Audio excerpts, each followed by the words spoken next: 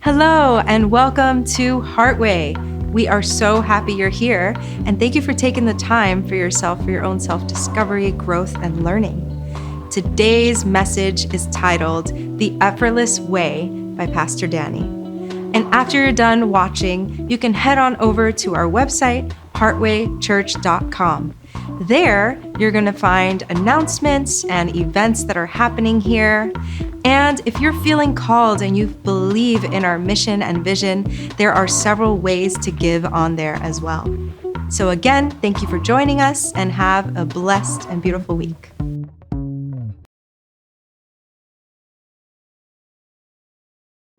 Good morning. Happy Sunday, everybody. Welcome to Heartway. Very glad that you're here. If it's your first time, we welcome you. You are our special guest today, and you are family. I hope you've already gotten a lot out of the few moments we've been able to spend together, and hopefully now I don't ruin it with words. How can you improve upon silence, huh? The peacefulness of just being. So my message today is entitled The Effortless Way. And I'm reminded of a statement that Jesus made to his disciples when he said, "Come to me, all of you who are weary and burdened by life, and I will give you rest for your soul." Can anybody use some rest in their soul today? Jesus says, "My yoke is easy and my burden is light." Very few of us know what it's like to live in this kind of lightness that Jesus speaks of, because we're always trying to force things to happen in our life. Instead of flowing with life and all of its ups and downs, we kind of force things to go the way that we want them to go because we want control. And when we feel that things are out of our control, it makes us go crazy. We don't know what to do. Well, here is a very important lesson for you to learn now. And you will hear this over and over again the longer you're here at Heartway. Nothing is in your control. And the sooner you can accept that, the better off your life will be. Some of you say, "Well, no, I know how to control myself." But do you really? I know you try. It's a worthy endeavor, certainly. But do you really know how to control? I can control my mind.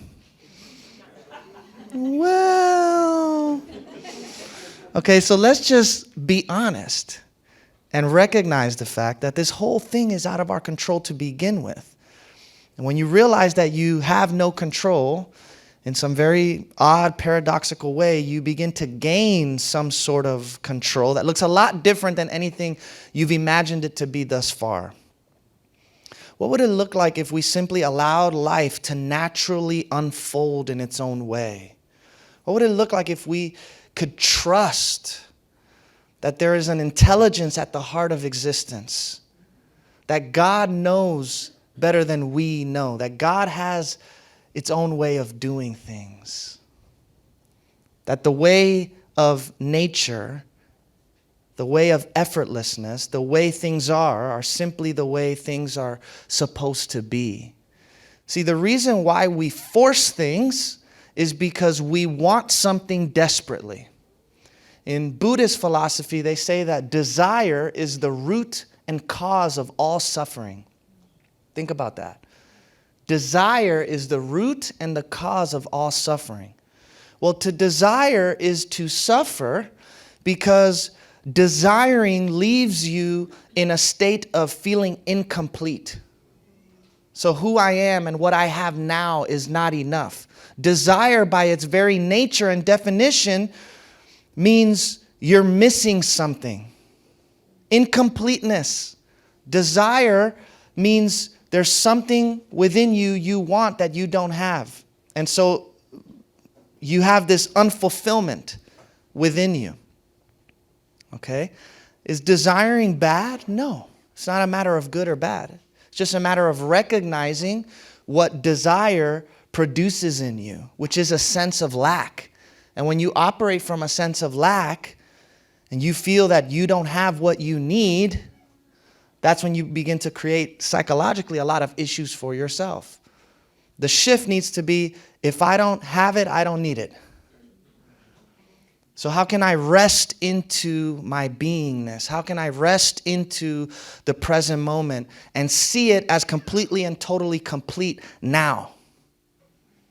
See, a lot of us have been taught that if we want something, we just got to go after it and get it, which is fine. But have we ever taken some time to consider why it is that we want the things we want in the first place? If you started to reflect on why you wanted the things that you wanted in the first place, you may come to recognize that there's some things you think you want that you don't really want. You just want this, you desire this because of the expectations that people have placed on you. And you care about what people think, you care about what society thinks, you care about what your parents think, you care about what your friends say. And so you have these desires to be something other than what you are. You have a desire to chase after something that really doesn't even come from you. You may not actually really want that. If you truly want it, okay, fine. But do you want it just because somebody else has it? Do you want it because you think by having it, it'll make you look better? And it'll give you some sort of status that up to this point you don't have? That it'll make you feel better about yourself? Why do we want the things that we want? Ultimately, we want what we want because we want to be happy. We attach our happiness to the fulfillment of our desires. So your desire is really just a means to an end. The end is happiness. And you think that getting this or becoming that will get you the happiness that you're longing for. That's what we want. We're all in the pursuit of happiness as human beings. Another way to say that is we're in the pursuit of God. Another wake-up call. The God that you are pursuing is already pursuing you. The God that you are seeking is already seeking you. So instead of looking for God, start to see everything as God. Instead of looking for a blessing, start to see it all as a blessing. Instead of looking for a miracle, start to see it all as a miracle. You don't have to necessarily search for or look for God because God is closer to you than your very breath. God is what you are at your deepest core. And so what you ultimately want and desire, which is God, you already have and possess. I'm going to say it again. What you ultimately want and desire in life, because all of our desires are a means to an end. The end is happiness. The end is God. So that which you ultimately want and desire, which is God, you already have and possess. So when you live in that sense of completeness and fullness, that changes the way that you operate in the world. It changes your energetic stance in the world. It changes how you interact, how you see, how you perceive, what you do, what you don't do. The God that you're seeking after is already seeking after you. There's a story of a grumpy old man who lived in a village, and nobody liked him because he was always complaining about stuff. He was always super, super negative about everything. People would walk by his house and he would have this grin on his face and he would cuss at them and tell him to get away from where he lived. Well, one day on his 80th birthday, people realized that this grumpy old man was actually happy. And so this created a stir in the village. Everybody in the village said, hey, why don't we go to this man's house and see what's going on? He actually has a smile on his face today. What in the world is this? And so people started gathering around this man's house. And they said, what happened to you? You've always been so grumpy and today you're happy. What in the world is going on? And he said, for 80 years, I've been chasing after happiness. And today, on my birthday, I decided, you know what? I'm sick and tired of it. Chasing after happiness has just made me miserable. So instead of trying to be happy, I'm just going to try to enjoy my life right now the way that it is. And lo and behold, I just became happy when I started doing that. See, sometimes our very search for happiness is what removes us further from it. You already have all that you need to be happy. Because all that you need to be happy is God. You already have all that you need to be at peace, because all that you need to be at peace is God. If you're making your happiness and your joy and your peace dependent on material stuff, well, of course it's going to come and go. If you're depending on the opinions of other people to make you happy and feel good about yourself, well, of course it's going to come and go. By the way, you know something that really helped me to let go of my need for other people to like me and approve of me? It was coming to the realization over the course of several experiences that there have been times where there are people who act like they like me, say they like me, and inside they actually don't.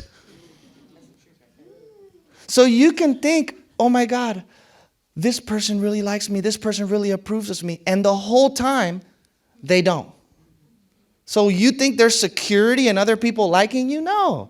We're masters of putting on a disguise as human beings. It's the truth. So who cares what other people think? Because even the people that you think fondly of you may not. So you really don't know. So it doesn't matter how you see me. What matters is how I see you. And regardless of how you see me, I'm going to continue to see you with eyes of love because that makes me happy. So I'm going to get really selfish about it. It has nothing to do with you and how great you are. We don't see life as it is. We see life as we are. So people who see life as beautiful is because their inside is beautiful. You understand? So when you stop chasing after what you want, you effortlessly begin to attract what you need. Your energy just brings to you that which is meant for you. Think about heaven for a moment, this idea of heaven. Why is it that heaven is bliss, joy, total and complete peace? Could you imagine if you were in heaven and you wanted something that you did not have? If you were in heaven right now, but you wanted something that you didn't have, would it still be heaven? Yes. How so? Someone said yes. How so? How would it still be heaven if Yeah. what I wanted wasn't there? Yeah. I would recognize that it was already there. And it was materialized presence. Well, you're cheating. You're cheating. You're cheating. That's why I have life. No, the point is, you're saying, yeah, I would recognize that what I want I already have. No, without that recognition. If you were in heaven and you wanted something that wasn't there, would it still be heaven? Would it still feel like heaven? It would still be heaven, but it may not feel like it. Right. That's my point. Thank you. Clarify. Yes.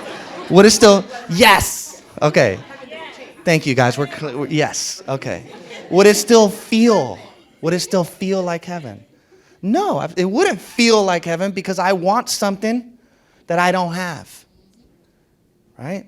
So it is our wants and our desires that keep us from experiencing that heavenly state of consciousness even now.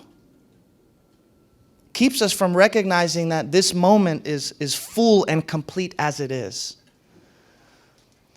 The other thing about desire that's so tricky is a lot of times we don't even realize that what we desire isn't good for us. Okay, it's like when I'm eating certain foods and my dog, Callie, wants my cookie that I just got from Crumble. It's like, little girl, if you eat this, you're going to be vomiting and throwing up and you're going to get sick. And then the doctor's going to keep yelling at me because you're overweight. True story. But there's so many things that we want that aren't even good for us. But we become so obsessed with our desires, they take over to the point where now we're not even thinking about whether this is ultimately good for me or not, or whether it will truly bring to me the peace or the happiness or the fulfillment that I want from that thing. Look at this proverb that really stands out to me. It says, "To the hungry soul, every bitter thing tastes sweet." See, when you're incomplete, when you're in that state of lack, when you're hungry, when you're desiring, when you're wanting, to the hungry soul, even a bitter thing will taste sweet in the moment. And so we've got to be careful. So it's not a matter of chasing. It's about aligning and recognizing and reframing, right? Aligning yourself with God, recognizing that all that you need you already have and possess, and then reframing the way that you are perceiving your life so that you understand that life has its own way of doing things, and you are always exactly where you're supposed to be. So we don't have to rush to that next place. We don't have to hurry to that next phase of our life. Where you are right now isn't like in the way of where you're supposed to be. This is the way.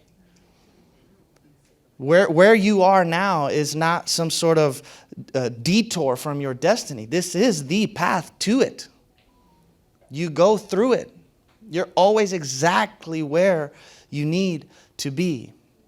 Look at this wonderful statement. This man was a Persian poet, and he really taught this mystical form of Islam. And he was the teacher of a poet named Rumi. And I've quoted Rumi before. A lot of you know of Rumi. So this was his teacher. And look at what he says here. When I run after what I think I want, my days are a furnace of stress and anxiety. If I sit in my own place of patience, what I need flows to me and without pain. From this I understand that what I want also wants me, is looking for me and attracting me. There's a great secret here for anyone who can grasp it. Big words. I've read this like 20 times this week, and it's still like fresh and new every time that I read it. This is a different mode of being. This is a different way of operating in the universe. But think about the strength in this, right? You're just centered. You're just in your power. You're just grounded in who you are. Understanding and knowing the completeness of who you are and who God is and what this present moment contains. And you just open up your arms to allow what is yours to flow to you. You live and you walk in this rest. And then it all just flows. I love in the Old Testament, there's a story about the people of Israel leaving Egypt. And so they're in battle with the Egyptians. And the people of Israel are scared, they're worried, they're freaking out. And look at what God says to Moses and what Moses says to the people. Do not be afraid. Stand firm, and you will see the deliverance the Lord will bring you today. The Egyptians you see today, you will never see again. The Lord will fight for you. You need only to be still. This is a formula right here. We just don't really have the faith to operate by this, because we always think we gotta do it. But look at these instructions. If God gave you these instructions, would you be able to do it? Just stand firm and watch me do what I do. I don't know about that, God, you know. The Lord will fight for you. You need only to be still. In other words, keep first things first. First things first is my connection to God. Jesus says, seek first the kingdom of God. Everything else will be added onto you. So you understand this is a theme that is recurring. There's another translation of this same verse that says, the Lord will fight for you. You need only to hold your peace. So where it says you need only to be still, that other translation says you need only to hold your peace. So you focus on what's going on the inside. Let God take care of how everything unfolds on the outside. You just keep your peace. You just remain still. So instead of always trying to make things happen, what if we allowed life to happen on its own accord? That's the principle here that I want you to take with you today. The temptation is for us to take our lives into our own hands instead of entrusting our lives into the hands of God.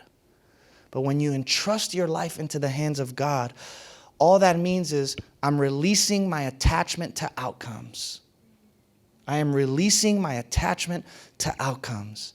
Again, To desire is not bad. There's a role and a place for desire in our lives. But if we think that getting what we desire will make us happy, it won't. So it's not about whether desiring is good or bad. It's about releasing our attachment to the outcomes. Whether I get what I desire or not, I'm okay. Whether it turns out the way that I want it to or not, I'm going to be all right. It's a total relinquishing of the will, total state of just self-surrender in that way. Another way that's helpful to think about this is to talk about the distinctions between masculine energy and feminine energy. And I want you to look at this chart I put together. By the way, I was talking to somebody at the party we did on Friday, and this woman was telling me that she's been going to a lot of different churches trying to find her home. And she happened to come across Heartway, so this was her first experience. And she's like, I like this church, man. You guys are different. You got sangria, and you guys are dancing, and this is a different kind of church. I was like, I know. But something that she mentioned was that in most churches, she sees more women than men. Which for a while I thought, maybe that's just like at Heartway. But she said, all the churches that I've been to, I see more women than men. And I don't know exactly why that is, but one of the reasons that may be so is because there is this feminine quality to spirituality. And you'll see that as we go through this list. Spirituality tends to have this feminine quality. That doesn't mean girly, okay? For all the dudes who are like, man, what? No, all right? That doesn't mean girly, okay? We all possess a masculine and feminine dimension within our psyche. So it's a matter of finding the balance. Okay, if there's imbalance in any direction, you're going to see the effect of that in your life. So masculine energy tends to be determined, assertive, logical. It's focused outward. It's about doing, acting. Feminine energy, on the other hand, is flexible. It's receptive. It's intuitive. It's focused inward. It's not about doing, it's about being. It's not about acting, it's about allowing. Can you feel the difference in those two modes of being and operating in the world? If you're just in masculine energy without being in touch with your feminine energy, you're going to be really frustrated. And eventually life is going to humble you. And that's going to be a hard one for you when life forces you on your knees because you think that you are God. Yeah, and that day will come. That day of reckoning will come. And this is for women, too, who think that, I rule the world. Now, feminine energy, guys and women, okay? It's for everybody, okay? I'm not trying to, all of us, okay? Y'all rule the world, it's fine. Okay. Okay, now, if you're only in your feminine energy, you may be depressed. No, really. Because you're not, creating. Your soul wants to create and get active and do things in the world. So to have this beautiful blend of the masculine and the feminine, that's the sweet spot. That's where you learn the effortless way, where you remain in your center and allow all things to flow towards you. The moment that I saw this statement down here by Lao Tzu, the Chinese philosopher, it got me. I still have to really reflect on that and the fullness of what it means. I don't even know if I fully understand it yet. But Lao Tzu, the Chinese philosopher, says, know the masculine, keep to the feminine. Know the masculine. Keep to the feminine.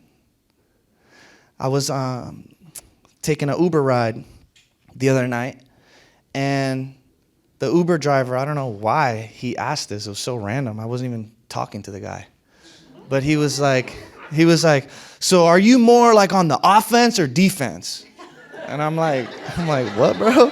I'm like sports, or like what sport are we talking about, bro? Like basketball, football? He's like, nah, man, life. He's like, are you on the offense or on the defense? He's like, because I tried the defense and it ain't work for me, so I'm just on the offense now. And so I'm like, where are you going with this, bro? Like, I just want to go home. All right? But yeah. So it took me a while. I was like, man, that's a good question. And I think I understood what he was getting at. Like, are you active or passive? You know, that's how I understood it. And I was like, man, that's a great question. No one's ever asked me that before. And what came out of my mouth was, I'm on the offense when I need to be, and I'm on the defense when I need to be. Whatever the situation calls for. That's it. Balance. That's it. So know the masculine, keep to the feminine. Stay flexible, stay receptive, stay connected to your intuition.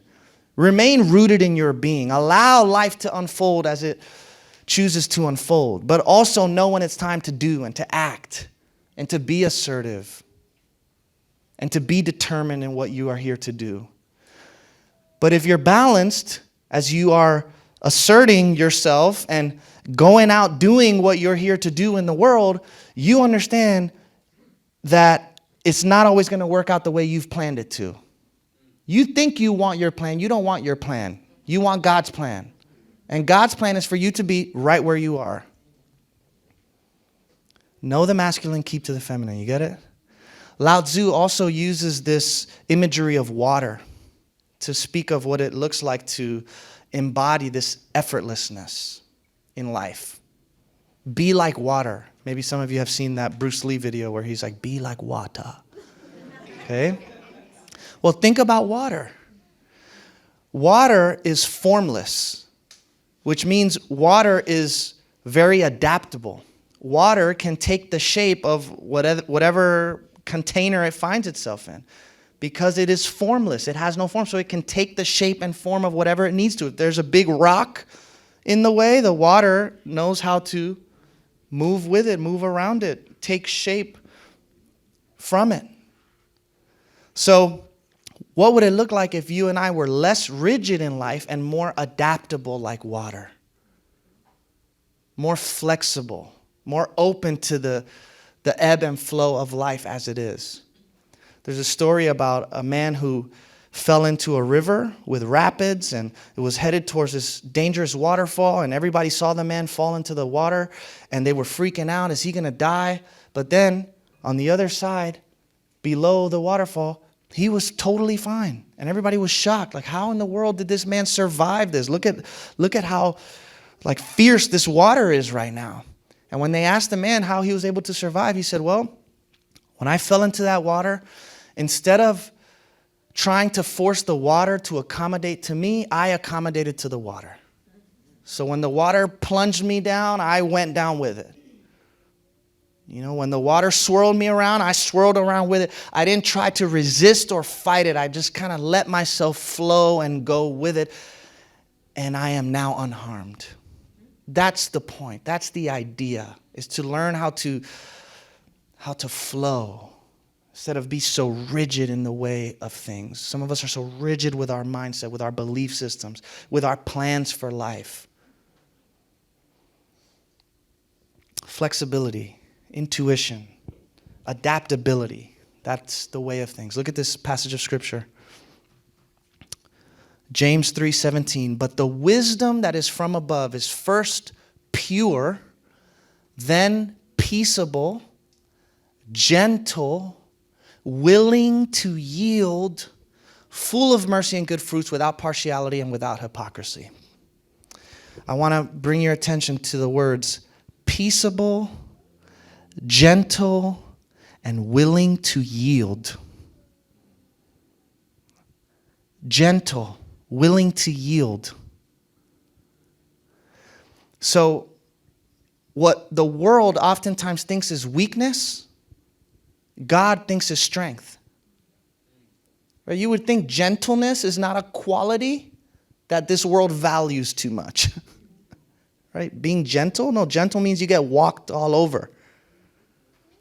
Okay, but in God's eyes, in God's vantage point, gentleness, yieldedness is actually true strength and power. What we perceive as weakness is actually true strength. Look at this quote from Lao Tzu. He says, water is fluid, soft, and yielding. To yield. Okay, but water will wear away rock, which is rigid and cannot yield. As a rule, whatever is fluid, soft, and yielding will overcome whatever is rigid and hard. This is another paradox. What is soft is strong. May he who has ears to hear, hear what is being said here. Okay, so the soft overcomes the hard. What is soft is strong. I love these words. Powerful, right? You got to actually reflect and sit with this a little bit because it's a lot and it's totally different than what we're used to. Another proverb that's beautiful that illustrates this point. A gentle answer turns away wrath, but a harsh word stirs up anger. So this is a very practical example of how the weak way is actually the strong and effective way. Right? Because if somebody is coming at you in a certain way and you match their energy, like a lot of us like to do, I'm just going to match your energy, brother. That's what you're coming at me with, so this is what I'm going to come at you with. Get a little taste of yourself, right? Well, all you do when you take that course of action is make things worse. You prolong the drama. You prolong the issues. You create this resentment and ill will in the other person and also in yourself. I'll never forget these words from Byron Katie. She's my favorite spiritual teacher. She says, defense is the first act of war. Again, I'm giving you all the paradox statements today that don't seem to make sense initially. But think about that. Defense is the first act of war. Huh? What are you talking about? Most of us are like, they started it. They attacked me first. They came at me sideways first. They started this war. And now I'm going to finish it. All right? That's how we talk. No, defense is the first act of war. Because war takes two. You understand? So the moment, by the way, everybody who attacks everybody else thinks they're doing it in defense. This is the truth. Anybody who attacks anybody else justifies their attack by saying it's defense. So practice defenselessness. I no longer need to defend myself anymore. And guess what? If it's only one person attacking you and you're not giving anything back to them to work with, eventually that'll fizzle out. Eventually they'll get tired of doing that. So practice defenselessness. It's this idea of yielding, right? Whatever life throws at you, you roll with it. You go with it. Be like water. Be adaptable. Right? Understand that the soft overcomes the hard. And that's what happens is a lot of us, we go through hard things in life and our heart hardens too. Right? So all that we're talking about here is, man, yes, you're going to go through some crazy stuff in life. And it's going to hurt, and it's going to be painful, and people are going to mistreat you, and they're not going to care about how you feel, and they're going to misjudge you, and they're not going to really see you for who you are. And we all are going to go through all that stuff. The whole thing, the art is to keep your heart soft. If you can keep your heart soft, you can keep your heart open, you win. You win, you win. You overcome with love. You overcome with love. So, the effortless way simply means you are no longer imposing your will onto existence. That's all it is. to live in such a way that I'm no longer going to impose my will onto existence, but instead I am going to conform my will to the divine will. And what is God's will? I don't have to guess. This is God's will right now. And I know some people, the theology is different. I'm just telling you, for me, this is where I have arrived. Everything that happens in my life, I interpret that as God's will. I just take it as it has to be this way because this is the way that God has decided it to be. I don't argue with it anymore. I roll with it. I go with it. And because I trust that it's God's will, I trust that there is wisdom and growth and so much self-discovery to be had in and through what it is that I'm facing right now in my life. And if God is behind it, then there's good in it. I may not even be able to tell you what that is right now, but I trust that it is so. And one day God will reveal it to me. Right? So the effortless way is I'm not imposing my way onto existence anymore. In our world, in our culture, it's all about the hustle and the grind. Right? We make a God out of ambition. And ambition, again, when it's balanced, when the masculine and feminine are balanced, is a beautiful thing. But we have to be careful that in our pursuit of the things that we want and desire, that we aren't like sacrificing all the stuff that really, truly, actually matters on the altar of worship to this God of ambition or wealth or power or influence or status or whatever it is. You fill in the blank. As you are chasing and pursuing whatever it is that you're chasing, you may be sacrificing the relationships that matter the most. You may be sacrificing your health in the process. So the whole flip that I'm trying to get us to see today is stop chasing after your desires. Chase after God, and all that stuff will chase after you. That's it. And again, and even God you don't have to chase for because you already got God. But our words fail us at this point. You understand? But you don't have to chase after it. You let it come to you. Jesus in the New Testament, he says, look at the lilies in the field. They don't toil. They don't labor. They don't put effort towards anything. And yet these lilies of the field are dressed more beautifully than King Solomon was in all of his glory. So don't worry about tomorrow. What's the secret of the lilies? How could it be that they do nothing and yet everything is done? Again, it's no toiling, no effort, no labor. The lily is simply the lily. A flower doesn't have to try and put effort to bloom. It just is itself. And naturally it blooms in its own way. So that's the whole point. You don't have to be something other than what you are. You don't have to try to become something other than what you are. Be what you are, your most natural self, your truest self. And out of that beingness, everything else will flow. Your life will blossom into what it was meant to be. So when you operate like this, now you're no longer going after the things that you're going after in life from this state of fear and nervousness and anxiety and stress. No, now I'm connected to love and purpose and meaning and connection. And that's where all true success flows from. And all of this conversation also should make us kind of rethink what we define success as in our life. What is success? Success for me is inner peace. Success for me is healthy relationships. Success for me is using my gifts to make an impact on the lives of other people. That's success. That's what matters most. One more quote from Wayne Dyer. Wayne Dyer. He has a great book. He has a lot of great books that you should read. To sum everything we've been saying, he says, remind yourself daily that there is no way to happiness. Rather, happiness is the way. You may have a long list of goals that you believe will provide you with contentment when they're achieved.